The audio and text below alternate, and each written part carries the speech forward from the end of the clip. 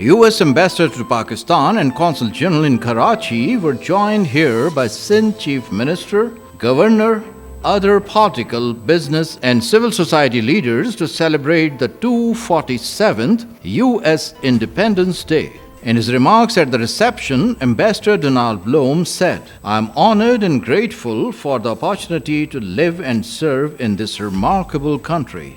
Americans and Pakistanis have so much in common and have many shared achievements to be proud of. Together, we can advance a more stable, green, and prosperous future for both our nations." Ambassador Blome visited the Metropolis from 22nd till 24th of June to underscore the strong bilateral ties between the United States and Pakistan and to further strengthen the robust bilateral economic partnership via the U.S.-Pakistan Green Alliance framework. In his meeting with Chief Minister Sindh, Murad Shah, Ambassador Blome discussed opportunities to expand the U.S.-Pakistan trade and economic partnership and other shared priorities. The ambassador also visited Joint Maritime Information Command Center and met Commander Rear Admiral Raja Rab Nawaz to advance a common vision for maritime peace and stability in the region. In his meetings with industry leaders at the Overseas Investors Chamber of Commerce and Industry